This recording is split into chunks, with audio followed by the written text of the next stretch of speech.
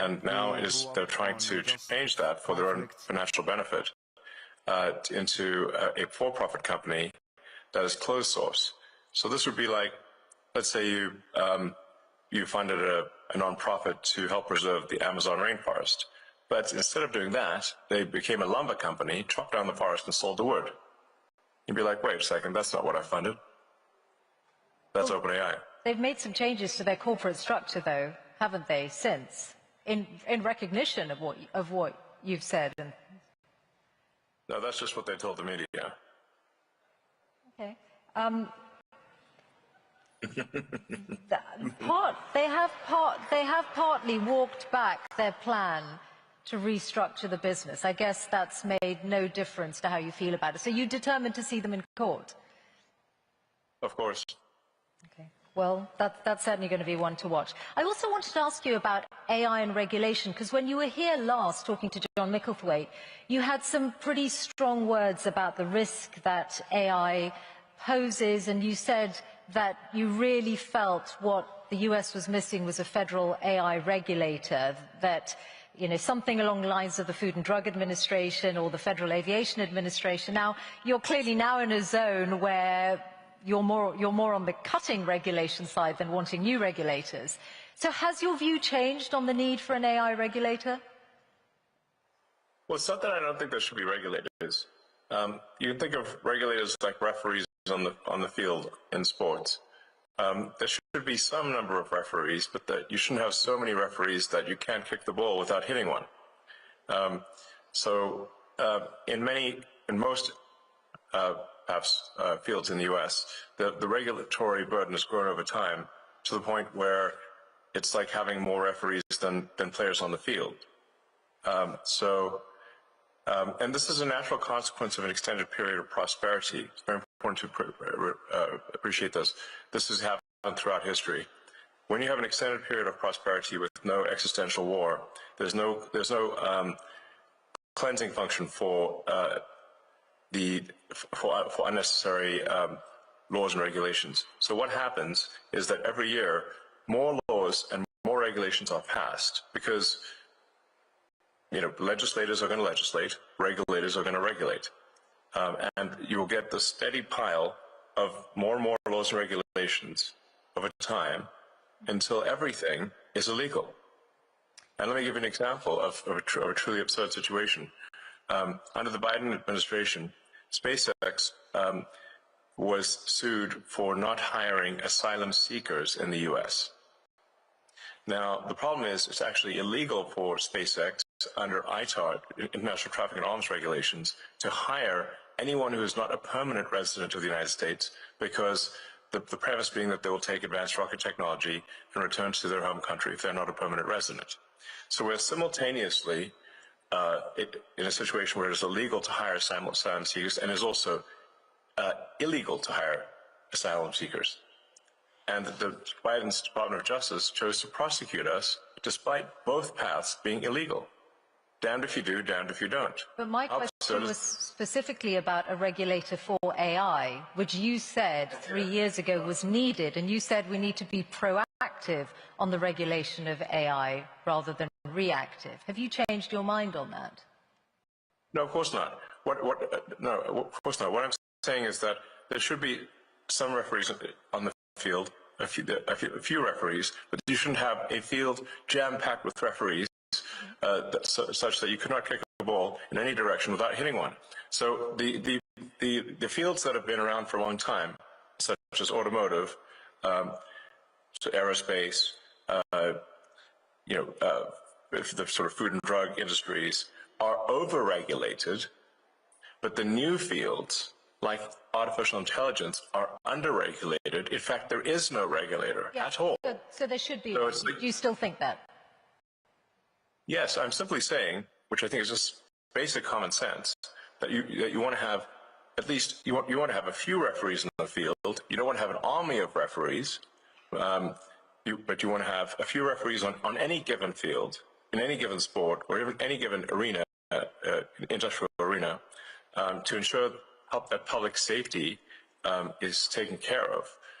But you don't want to have so there's a proper number of referees. like I said, it's actually very easy to visualize this when compared to sports. If the whole field is packed with referees, that would look absurd. But if there were no referees at all, your game's not going to be as good.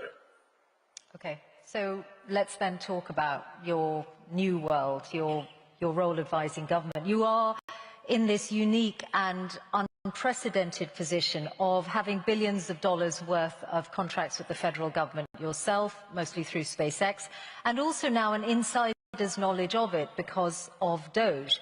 Can you see that there is a conflict of interest or a potential conflict of interest in broad terms just through that very fact? I don't think so, actually.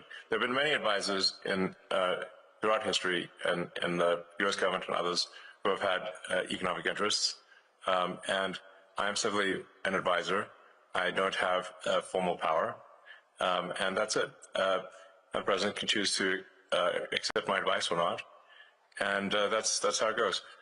If there's a single contract that any of my companies have received that people think is somehow not was awarded improperly, it would immediately be front-page news, to say the least. And if I didn't mention it, certainly my competitors would. So if you're not seeing that, then clearly there's not a conflict of interest.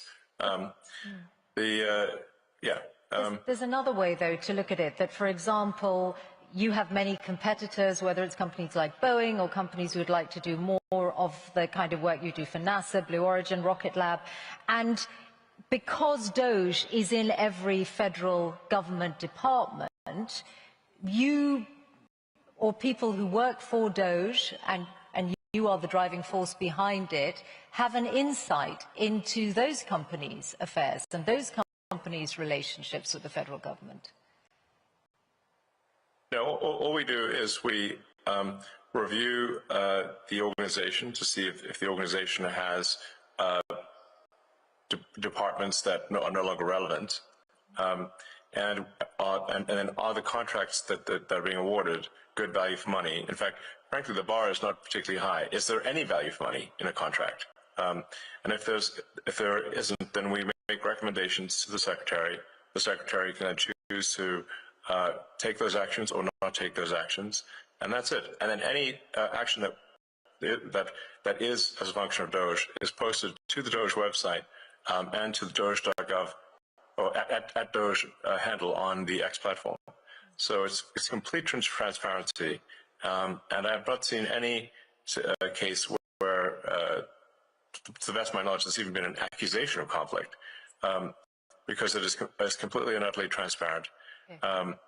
That's it. And what about the international dimension? Now, let's think about Starlink. Starlink is obviously a very, very good internet service. It's sought after all over the world. It's critical to the front line in Ukraine.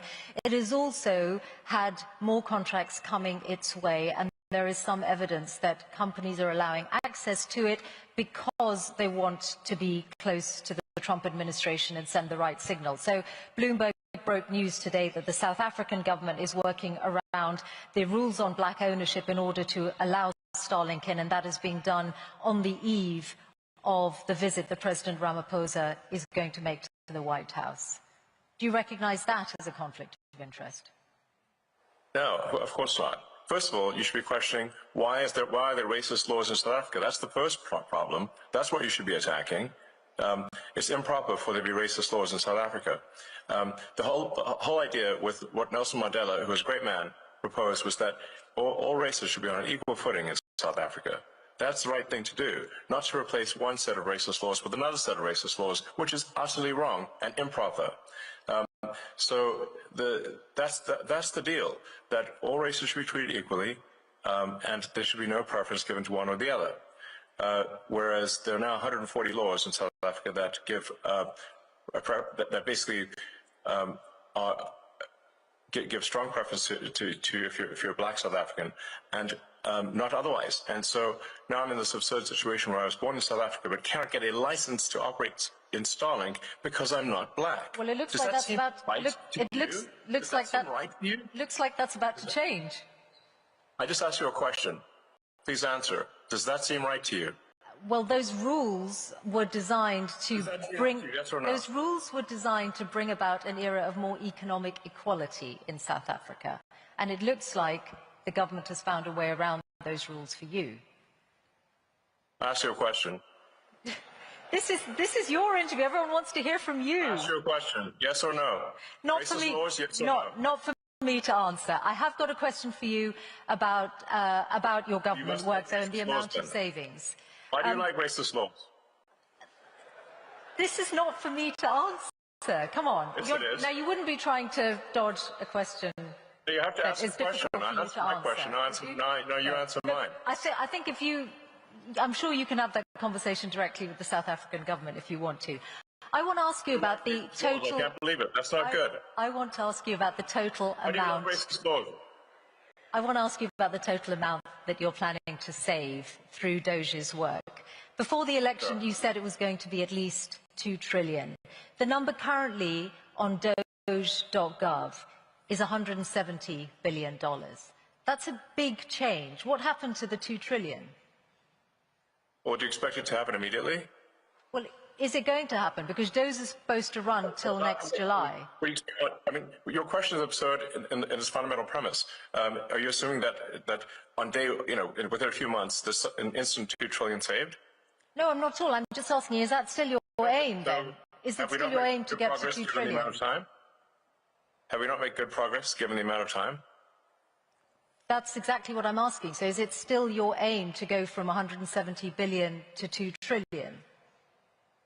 The ability of DOGE to operate is a function of whether the government, and this includes the Congress, is willing to take our advice.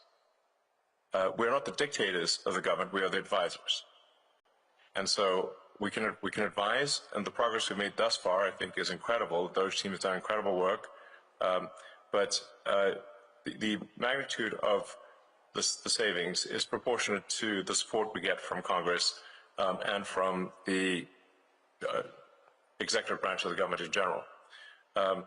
So we're not the dictators, we are the advisors. But thus far, for advisors, the DOGE team, to their credit, has made incredible progress. You've talked about $4 billion a day being saved, but that won't get, and I think everyone can agree that combating waste and inefficiency in government is a very good thing. But if you add that up, it's not going to get to 2 trillion over the lifetime of DOGE. Sorry? The 4 billion a day, if DOGE is going to run till next July, is not going to get you to $2 trillion. You still say it's your aim, so we'll take that as read. There's what DOGE... I mean, I feel you're somewhat trapped in the NPC dialogue tree of a traditional journalist. So it's difficult when I'm conversing with someone who's trapped in the dialogue tree of a conventional journalist, because it's like talking to a computer. DOGE is an advisory group. We are doing the best we can as an advisory group. The progress made thus far as an advisory group is excellent. I don't think any advisory group has done better in the history of advisory groups of the government. We do not make the laws, nor do we control the judiciary, nor do we control the executive branch. We are simply advisors. In that context, we are doing very well. Beyond that, we cannot take action beyond that, because we are not some sort of imperial dictator of the government. There are 3 branches of the government that are to some degree opposed to that level of cost savings. But nonetheless, let's not criticize whether there's 4 trillion, and instead look at the fact that 160 billion has been saved, and more will be saved too. And as I said, I think everyone can agree that cutting waste and indeed fraud in any government and being responsible with taxpayers' money is a very good thing. So yes. I can see that you're proud of that work. I do want to ask you about US aid, and the comments that Bill Gates made the other day, and I know that you called him... Yeah, he's a huge liar. I know, you've said that already. I wondered... Also, and I'm just... who does Bill Gates think he is to make comments about the welfare of children, given that he frequented Jeffrey Epstein? Okay, well, he said he regrets those, and he spent a lot of his own money on philanthropy around the world over the years. My question to you is, have you looked at the data to check if he might be right that the cuts to USAID might cost millions of lives? Yes. I'd like him to show us any evidence whatsoever that that is true. It's false. What we found with USAID cuts, and by the way, they haven't all been cut. The parts of USAID that we found to be even slightly useful were transferred to the State Department. So they've not been deleted; they've simply been transferred to the State Department. But many times over with USAID and other organizations, when they said, "Oh well, this is going to help," children, or it's going to help some disease eradication or something like that. And then when we ask for any evidence whatsoever, I say, well, please connect us with this group of children so we can talk to them and understand more about their issue. We get nothing. They don't even try to come up with a show orphan, meaning like it's sort of like, well, can we at least see a few kids? Like, where are they? If they're in trouble, we'd like to talk to them and talk to their caregivers. Okay, well, and then we get nothing as a response, because it's what we find is an enormous amount of fraud and graft. Okay, let me put this example to you. Very little of it actually gets to the kids, if anything at all. Okay, let me put this example to you, because you grew up in South Africa, so you'll know the impact of HIV/AIDS well. And this is why I asked about the data. The US led on international efforts to combat HIV/AIDS treatment, prevention, and there's an initiative called PEPFAR, which is credited with saving 26 million lives in the last 20 years. It was part of the foreign aid freeze, then there was a limited waiver. Its services are disrupted, and UN aid says if permanently discontinued, there will be another 4 million AIDS-related deaths by 2029. So if you look at that example, which is backed up by data, in 2023, 630,000 people died of AIDS-related illnesses, then perhaps Bill Gates' figures are not wrong. Millions of lives could be lost. First of all, the program, the AIDS medication program is continuing. So your fundamental premise is wrong. It is continuing. Now, do you have another example? Elon, not in its entirety. That it is false. Not in its entirety. There's a limited waiver, and UNAIDS have said that not all of the services that were previously funded by USAID are continuing. So that's why I put that example to you. Okay, well, which ones aren't being funded? I'll fix it right now. Okay, well, actually, they're all on the UNAIDS website, so you'll be able to see them. But mostly they are to do with prevention, and, for example, the rollout of a drug called lenacapavir, which was hailed as one of the biggest breakthroughs against AIDS for many years, which came out last year. So if you are, perhaps, I'm sure UNAIDS would be delighted if you're able to look at that again. Yes, but well, if in fact this is true, which I doubt it is, then we'll fix it. Okay, fine. So finally, your political influence. I wondered whether you have decided yet how much you're going to spend on the upcoming midterms. Is it you spent a lot more money on the last US election than you envisaged when you were speaking here 3 years ago? Are you going to continue to spend at that kind of level on future elections?